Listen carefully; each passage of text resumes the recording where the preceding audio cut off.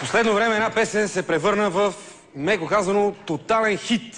Това е песента «Ай со те пего» на Мишел Тело. Оказва се обаче, че този хит не е измислен от Мишел Тело, а от българския изпълнител Руси Телото.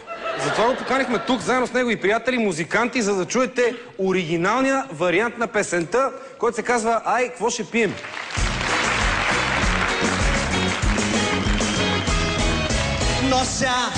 Нося на пиене стайфата. Ай, какво ще пием? Ай, какво ще пием? Текила, ракия и джин един ли, два ли? Ай, какво ще пием? Ай, какво ще пием?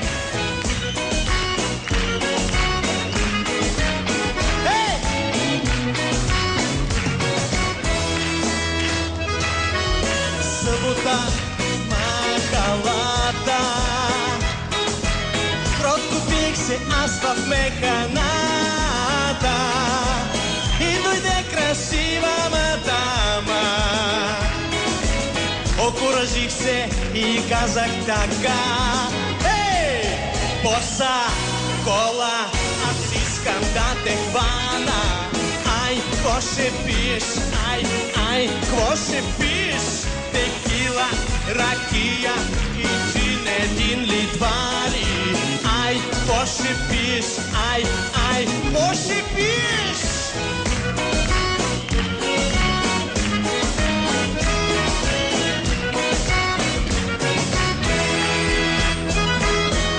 Погалих я по бедрата,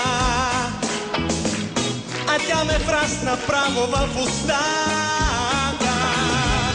И в този момент се усетих, че това е моята жена. Ай! Нося на пояс от жената. Ай, какво ще правя? Ай, какво ще правя? Ще чистя, ще бърша, ще мия аз шини. Ай, мъж почекал, край, мъж почекал.